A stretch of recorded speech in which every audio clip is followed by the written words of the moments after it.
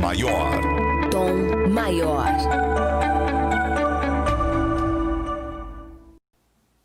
Mais um dia em Tom Maior, começando agora aqui na televisão, Sagres TV, canal 26. Você, telespectador que nos acompanha, seja bem-vindo também, fiel ouvinte da Rádio Sagres 730 e internautas que nos acompanham ao vivo pela nossa live no canal da Sagres TV no YouTube. Estamos passando em 3 plataformas simultaneamente, ao vivo, só para você poder acompanhar aqui nossa programação em tom maior. Estamos felizes de mais um dia poder participar junto com você que faz parte dessa programação, faz parte do Tom Maior, trazendo aqui notícias boas, informações bacanas, experiências interessantes de se compartilhar, informações pertinentes, relevantes para o seu dia a dia, relevantes para a sua autoestima, para elevar a sua frequência, para tentar trazer para essa tarde de 4 horas seguidas de em tom maior. A nossa programação, já estamos aí na segunda semana de 4 horas seguidas de programação em tom maior.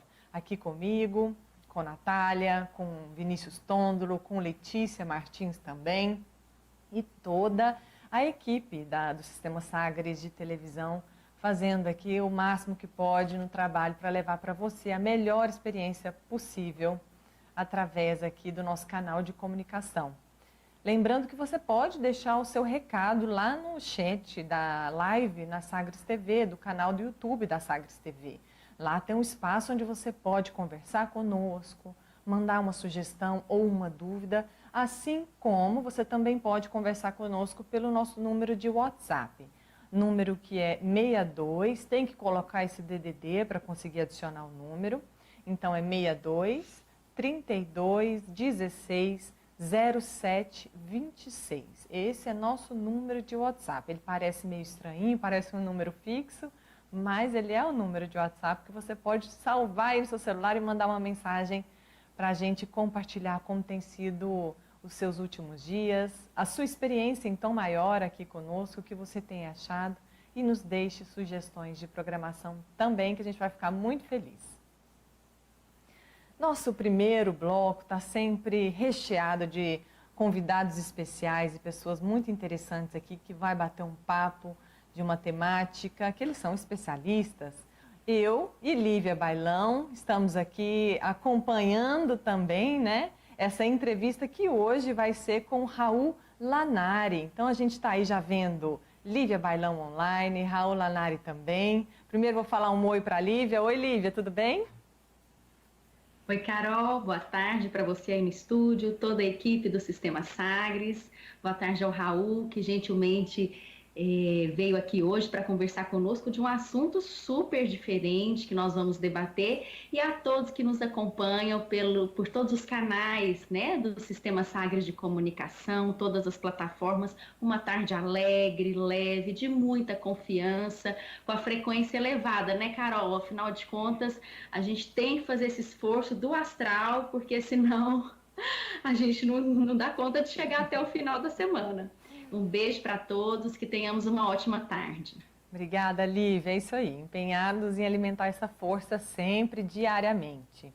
E o nosso convidado especial, como eu já disse, é o Raul Lanari. O Raul é consultor da Unesco na área de Patrimônio Cultural, professor no Departamento de História da UniBH, doutor em História e Culturas Políticas e historiador. Seja bem-vindo, Raul. Muito obrigada. Obrigado, boa tarde Lívia, boa tarde Ana Carolina, boa tarde a todos que nos assistem. É um prazer para mim poder debater com vocês, trocar ideias nesse período em que nós temos que ficar reclusos, né? Então que fiquemos em casa, em segurança, mas ainda assim debatendo temas importantes para a nossa contemporaneidade. Então agradeço o convite.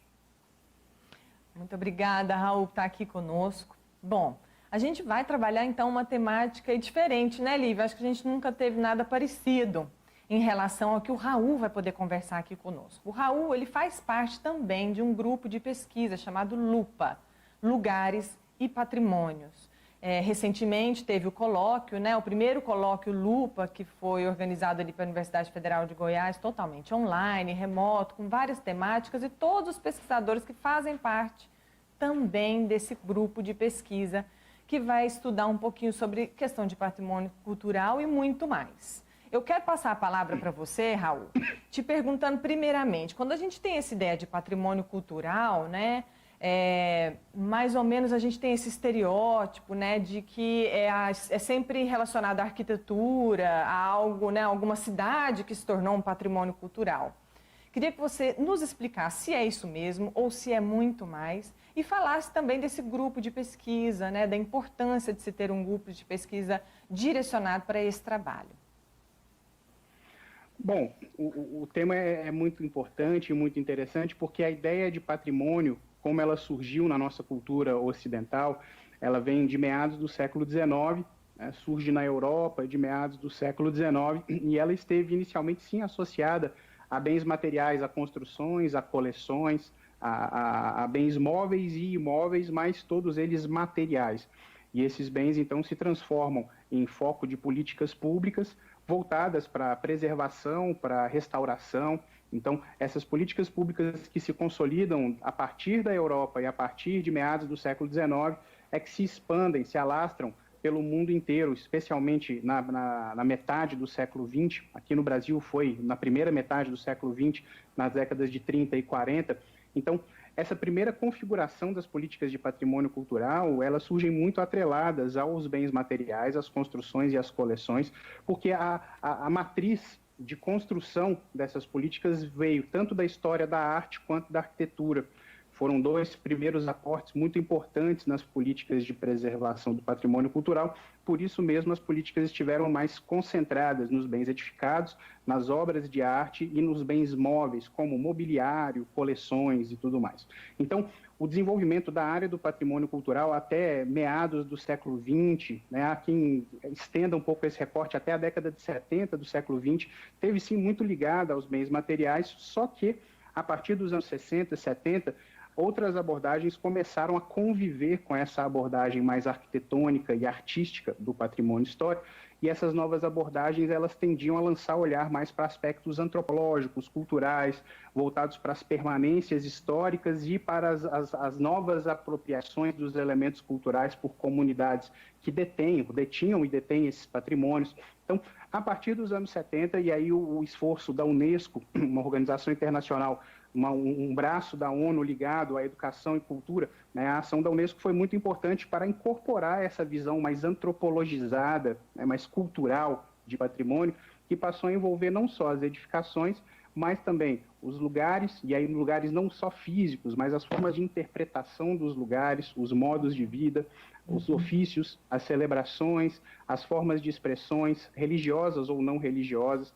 Então, toda essa dimensão intangível daquilo que constitui as identidades e as culturas, passaram a integrar também as políticas de patrimônio, que antigamente eram chamadas de políticas de patrimônio histórico e artístico, e hoje em dia são chamadas de políticas de patrimônio cultural. Então, a própria mudança na nomenclatura do objeto dessas políticas mostra como ampliou-se a visão. E hoje em dia a gente preserva tanto edificações e coleções, bens materiais, quanto bens imateriais, bens intangíveis, celebrações, modos de fazer, ofícios ligados aos antigos mestres, detentores de conhecimentos tradicionais. Então, todas essas práticas que obviamente estão ligadas a certa materialidade, porque produzem algo no mundo, mas que não são só materiais, porque são conhecimentos e tradições, elas são valorizadas pelas políticas de patrimônio. E para além das políticas de patrimônio, também é interessante dizer que, sim, quando nós falamos em patrimônio cultural, muitas vezes a gente olha só para aquilo que é preservado pelas políticas oficiais de patrimônio. E existe aquele patrimônio que não necessariamente é preservado pelas políticas de patrimônio, mas que ele é patrimônio para a comunidade, que manifesta a cultura ali no seu cotidiano. Então, existem patrimônios protegidos e patrimônios não protegidos. Alguns que precisam de apoio para sobreviverem e outros que não precisam de apoio para sobreviverem porque constituem as práticas cotidianas de comunidades estabelecidas no espaço.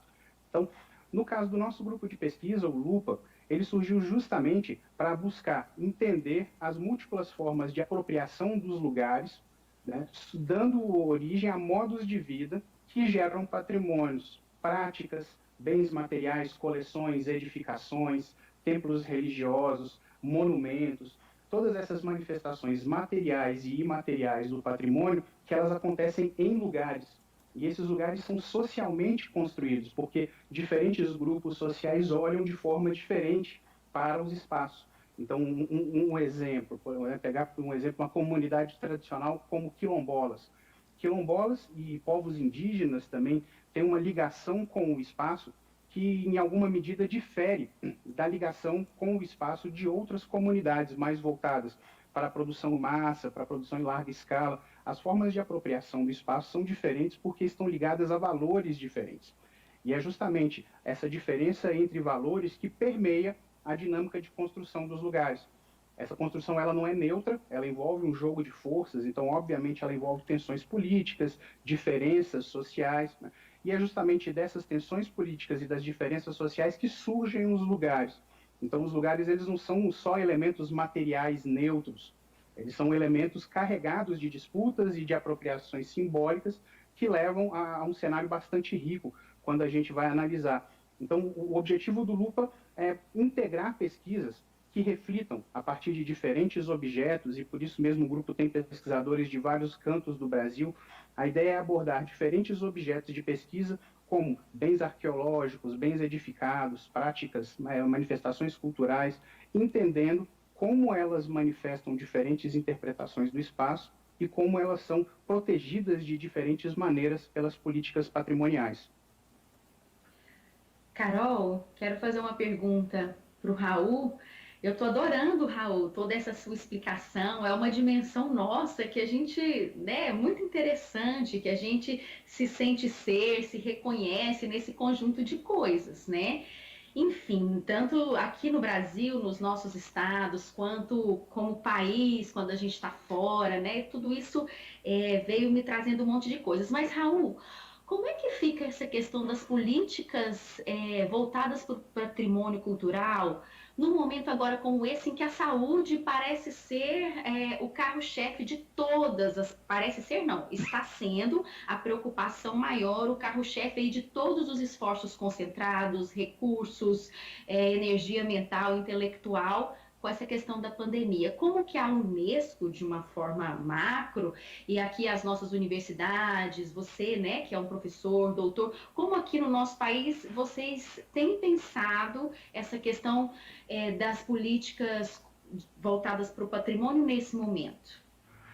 Bom, é um cenário bastante complexo, porque patrimônio cultural envolve usos dos espaços. E nós estamos com uma série de restrições de circulação que envolvem justamente a não possibilidade de que nós frequentemos esses espaços, de que nós promovamos algumas aglomerações. No caso das celebrações, a aglomeração ela é um aspecto central da prática. Então, algumas restrições recentes às nossas formas de sociabilidade, elas impactaram decisivamente na reprodução das práticas culturais esse ano. Então, num primeiro momento, o grande impacto foi nas comunidades detentoras dos patrimônios. Então, um exemplo que eu posso fornecer é aqui do cenário de Minas Gerais, com o qual estou bastante habituado, uma série de festas religiosas, imagino que em Goiás deve ser muito semelhante, série de festas religiosas que integram os calendários de diferentes comunidades, não puderam acontecer ou tiveram que acontecer de uma maneira completamente, né, adaptada às demandas contingenciais. Então, esse é um primeiro impacto. Determinada configuração tradicional dessas práticas teve que ser alterada. Isso em termos de celebrações, de formas de expressão, de modos de fazer. Então, por exemplo, populações ribeirinhas que trabalham constantemente saindo de casa e tendo que acessar diferentes ambientes, em alguns casos não podem transitar como podiam transitar antes da pandemia. Então, isso envolve sim uma série de restrições. No caso das políticas públicas, qual tem sido, então, o foco de algumas prefeituras, do governo estadual, ou seja, dos poderes públicos ligados às políticas de patrimônio? Primeiro, um foco nas comunidades detentoras desses patrimônios, porque é a partir da existência material dessas comunidades que patrimônios como celebrações, formas de expressão, ofícios podem continuar a existir no tempo. Então, de nada serviria a gente, por exemplo, vamos fazer a festa de qualquer maneira, e colocar a população e os detentores desses bens patrimoniais em risco, em uma situação de risco, colocando em risco a continuidade dessa celebração, porque as pessoas estariam em risco. Então, agora, em grande medida, é preciso dar um passo atrás para dar dois passos para frente. E isso, obviamente, envolve uma série de dilemas das comunidades tradicionais, porque não é simplesmente não fazer a festa, é você não fazer uma ocasião especial de adoração de determinado santo, né, que você cultua e que você faz uma série de homenagens ao longo do ano inteiro. Então, não é simples assim de cancelar a festa. Então, envolve também uma certa adequação, uma adaptação dos detentores desses saberes tradicionais para que eles consigam fazer algumas coisas nos novos tempos. Mais uma vez, um exemplo que eu posso mencionar para vocês aqui, acontece na cidade aqui de Minas Gerais do Cerro, uma importante cidade colonial aqui de Minas Gerais, e recentemente eles tiveram para fazer a festa de Nossa Senhora do Rosário, uma importante celebração no calendário local. Uma série de restrições foram feitas e por causa dessas restrições, os integrantes da Irmandade do Rosário estão fazendo uma série de lives para transmitir esses conhecimentos tradicionais, né, dos detentores há muitos e muitos anos desses saberes, para que esses saberes possam circular. Então, são formas alternativas que estão sendo encontradas para driblar um pouco as restrições de trânsito da pandemia. No caso dos trabalhadores dessas instituições, eu acho que é também importante de ser mencionado, essas pessoas não estão podendo exercer os seus trabalhos, né? E isso os torna também, os coloca em uma situação de bastante vulnerabilidade, porque os museus estão fechados, né? Os centros culturais estão fechados. Então, tratando aqui não só de patrimônio, mas de patrimônios, museus, equipamentos culturais, esses profissionais eles passam por sérios problemas hoje em dia, porque em muitos casos os seus contratos de trabalho eles envolvem projetos específicos e esses projetos são interrompidos. Então, há também uma preocupação com a própria sustentabilidade dos profissionais da área, né? E, para além dessas dificuldades, o que as instituições também têm tentado utilizar como forma, um canal de comunicação com esses públicos do patrimônio, são os canais digitais. Então, páginas no Instagram e no Facebook, algumas páginas que envolvem, inclusive, realidade aumentada, onde é possível ter essa interação ainda mais com efeitos de real do tal do patrimônio. Então, hoje em dia, temos que tentar driblar um pouco essas restrições para que a gente possa garantir lá na frente que os usos criativos do patrimônio cultural continuem a existir na nossa sociedade. Com certeza, Carol. Ele falou uma coisa maravilhosa, o Raul, é o dar um passo atrás para um pouco, né? Então precisamos sim recuar. Em Goiás a gente tem a festa do Divino Pai Eterno, que é muito tradicional, é em Trindade, que tem os romeiros, vão a pé, né? Pagando as suas promessas, levando aí suas enfim, muletas, as coisas que eles obtêm as graças, né, e deixam lá em oferta ao divino. Então tudo isso tá totalmente reconfigurado, como você disse, é de um outro lugar, mas a fé eu entendo que continua, né, essa coisa, esse elemento aí imaterial, intangível. Acredito que é hora da gente reforçar, né, Carol? Com certeza, E Lívia. é hora de ter o foco nas comunidades, né? Porque essas comunidades precisam subsistir materialmente. E a partir, então, da segurança de que elas vão subsistir materialmente, é que essas práticas podem continuar no futuro.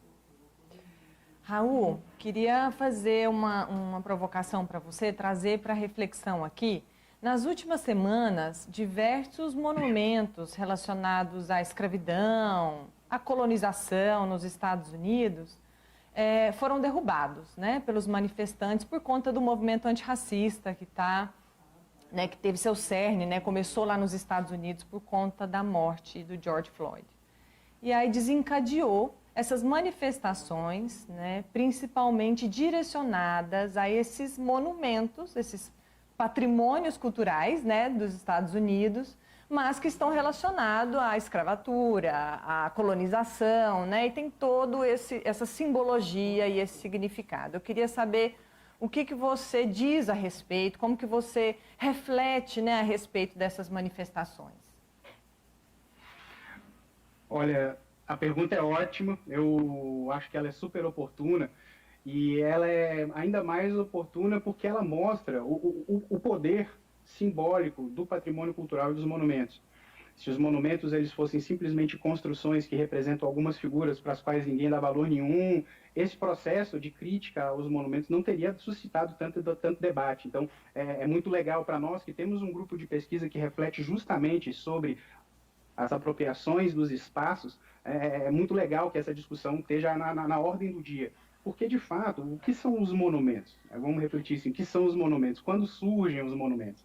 Eles surgem lá no Império Romano, para que determinados governantes políticos eles marcassem no tecido da cidade, como se eles fizessem inscrições no tecido da cidade, o seu poder no presente. Então, eles queriam afirmar um poder no presente. Esse monumento, quando ele surge lá na sociedade da antiguidade, ele ainda não era um monumento histórico.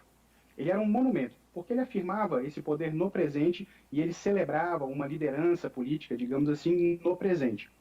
Ao longo do tempo, e com os desdobramentos das construções arquitetônicas da sociedade ocidental, majoritariamente europeia ocidental, essa concepção do que seria o belo em termos de arte foi ganhando contornos mais coesos, por assim dizer, e essa noção de beleza artística e arquitetônica passou, então, a delimitar um determinado modelo de monumento, e esses monumentos, então, começaram a ser construídos em cidades para afirmar poderes políticos no presente, mas também para fazerem menções a personagens do passado que se queria comemorar, e aí entender comemorar como um ato de comemorar, de lembrar junto. Esse ato de lembrar junto, isso especialmente no século XIX, associava-se à emergência dos Estados Nacionais. Então, os Estados Nacionais, eles legitimavam o seu poder por meio da associação a várias dessas figuras. E nós estamos falando aqui do final do século XIX, de um período em que a Europa ainda era uma potência imperialista pelo mundo. A Inglaterra, por exemplo, era chamada de império onde o sol nunca se põe, porque tinha domínios coloniais nos 4 cantos do planeta. Então, muitos desses monumentos construídos de meados do século XIX até meados do século XX, e por que não dizer até mais para frente, celebram algumas dessas figuras que, para grupos populacionais que hoje em dia, por exemplo, no caso da Europa, descendem das populações coloniais e que são cidadãs europeias, isso causa muita dor. Esses monumentos não representam, ou representam de maneira dolorosa, o que esses grupos sociais passaram no passado, e que passam ainda no presente, em certa medida, por meio das hierarquias sociais que atravessam todas as sociedades do planeta. Então, a partir das migrações que aconteceram na Europa a partir dos anos 2000, com as crises de refugiados do Oriente Médio, tudo isso gerou uma série de tensões envolvendo imigrantes, envolvendo populações que vinham de várias áreas do planeta. E isso, então, questiona uma série de monumentos que existiam lá na Europa e nos Estados Unidos também. Então, esse questionar dos monumentos, ele acaba sendo também um ponto de visibilidade de uma série de tensões sociais que elas existem para além dos monumentos. Então, a retirada ou a quebra dos monumentos, elas, na verdade, elas apontam para tensões sociais mais amplas. E que, talvez, assim, quebrar o monumento, pichar o monumento, destruir o monumento, sejam uma ação até efêmera diante daquilo que essas pautas representam como lutas políticas do presente. Então, se por um lado existem aqueles que defendem a agressão, entre aspas, a esses monumentos, pelo fato de que eles perpetuam memórias injustas, por outro lado, tem aqueles que também defendem que os monumentos deveriam ficar lá como uma estratégia para sempre lembrar e, com isso, educar. É um argumento válido com como é que eu poderia dizer, com a seguinte ponderação também. As nossas políticas educacionais voltadas para o patrimônio cultural, então, têm que ser mais efetivas nessa tarefa de educar pelo patrimônio, porque a gente ainda vive uma sociedade com visíveis traços de racismo estrutural, com visíveis traços de diferenças entre os grupos populacionais, e aí que, no nosso caso, a questão das estátuas envolve os bandeirantes, aqueles que realizaram as entradas para o interior do Brasil nos séculos XVI e XVII. E esses bandeirantes, eles aprisionaram indígenas, eles, entre aspas, civilizaram indígenas. E aí, nas palavras do Ailton Krenak, uma das grandes mentes indígenas que escrevem hoje em dia sobre essa perspectiva dos povos indígenas da nossa sociedade, isso representou para eles o início do fim do mundo. Então, é interessante na chave do patrimônio cultural também a gente, por vezes, lançar à luz esse olhar a contrapelo, digamos, olhar em negativo. Qual é o outro lado da moeda? Para que os nossos modos de vida em sociedade, como sociedade fruto da colonização, com uma grande influência europeia, para que os nossos modos de vida se consolidem, quais são os outros modos de vida que têm que ficar ali mais silenciados? Então, é nesse sentido que as estátuas têm sido questionadas hoje em dia. porque existem outros lados das moedas. Então, para todo bandeirante, existe um índio aprisionado.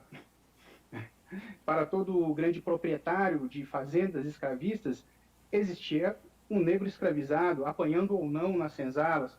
Então, esses outros lados é que permitem essa crítica constante aos monumentos. E para nós que estudamos o patrimônio cultural e os usos simbólicos dos lugares, essas disputas pela interpretação dos monumentos, elas são muito naturais de uma sociedade que quer construir elementos que simbolicamente manifestem identidades. Então, não é de hoje que isso acontece. No início dos anos 2000, por exemplo, no debate que envolveu os 500 anos do chamado descobrimento, esse debate foi muito forte entre historiadores, antropólogos, analistas culturais, e agora ele volta num contexto em que nós temos, sim, um acirramento não só no Brasil, mas mundial, de diferenças históricas, não só raciais, mas culturais, econômicas, e que em uma grande crise como a que nós atravessamos hoje em dia ficam ainda mais visíveis. Bacana, Raul, muito obrigada, muito interessante, sim, sua reflexão. Perguntar mais não pode, Carol. Nós já extrapolamos, Lívia. Já passou dos 25 minutos. Não tem nem mais como dar uma apertada. Eu quero agradecer muito a sua participação, Raul. Bacana demais a gente ter esse tipo de reflexão aqui, de bate-papo, que nos traz que nos desperta, na verdade, né? Para falar ainda mais sobre esse assunto, pesquisar mais e estar mais por dentro do que vem acontecendo aqui conosco e com o nosso planeta em geral. Muito obrigada pela sua participação aqui. Obrigado pelo convite, contem comigo. Obrigada. Obrigada, Lívia. Daqui a pouquinho a gente se vê mais. Eu vou então chamar um breve intervalo e a gente volta já já. Tom Maior.